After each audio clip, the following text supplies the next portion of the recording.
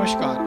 राजस्थान पत्रिका में आपका स्वागत है। पिछले साल कई इंडेक्स जारी हुए जिनमें भारत की स्थिति निराशाजनक थी और भारत की स्थिति से ज़्यादा हैरान करने वाली स्थिति युद्धग्रसित यूक्रेन, तख्तापलट झेल रहे श्रीलंका और भुखमरी से जूझ रहे पाकिस्तान की थी, क्योंकि वो भारत से अच्छी थी। हैप्पीनेस रिपोर्ट, पीस इंडेक्स और हंगर इंडेक्स में आंकड़ों को देखकर सवाल उठता है कि आखिर किन किन आधार पर ये रिपोर्ट बनाई जा रही है।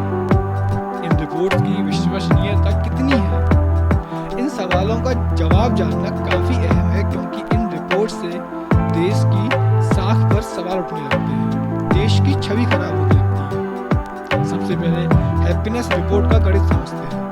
हैप्पीनेस रिपोर्ट 2023 में जहां भारत को 126वां स्थान मिला, तो सत्ता संघर्ष झेलने वाला श्रीलंका 112वें स्थान और वर्षों से राजनीतिक अस्थिरता और महंगाई झेल रहा पाकिस्तान 108वें स्थान पर है। रिपोर्ट को गहराई से पढ़ने पर समझ आता है कि ये रिपोर्ट 2020 से 2022 के औसत पर बनाई गई है, जबकि पाकिस्तान और श्रीलंका सहित कुछ अन्य देशों का 2022 का डेटा उपलब्ध न होने पर सिर्फ 2 साल का औसत लिया गया है। 2 और 3 साल के औसत वाले देशों को एक साथ तुलना की गई है, जो कि गणित की दृष्टि से गलत है। रिपोर्ट को बताते हुए कहीं भी इस फैक्ट को नहीं बताया गया है। अब बात करते हैं वर्ल्ड हंगर इंडेक्स 2022 की। हंगर इंडेक्स में भी सामने आया कि हम पाकिस्तान, श्रीलंका और सूडान से भी पीछे हैं। भारत का 107वां, तो पाकिस्तान का 99वां, श्रीलंका का 64वां और सूडान का 106वां स्थान था। कुल 4 मानकों के आधार पर इस रिपोर्ट को तैयार किया गया है। भरपेट खाना न पाने वालों का डेटा 2019 से 2022 का, चाइल्ड स्टंटिंग और वेस्टिंग का डेटा 17 से 21 का और बाल मृत्यु दर का डेटा 2020 का लिया गया है।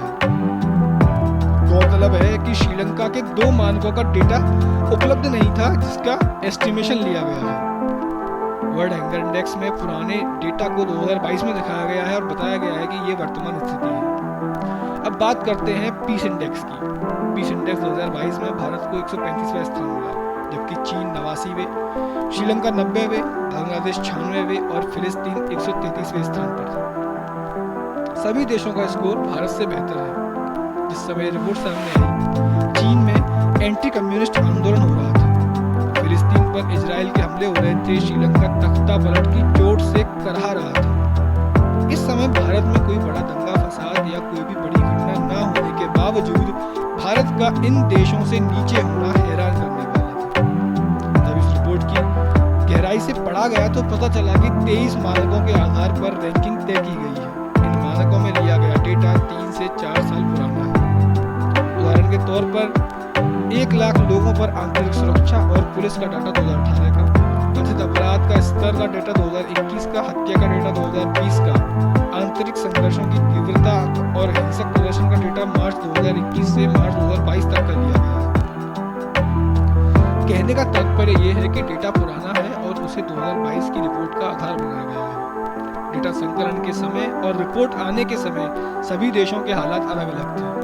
इन रिपोर्ट की वजह से देश के नागरिकों में शांति और सुरक्षा को लेकर संदेह पैदा होता है। अब बहुत जरूरी है 2022 के परिवेश की बात, क्योंकि ये रिपोर्ट 2022 में आई है।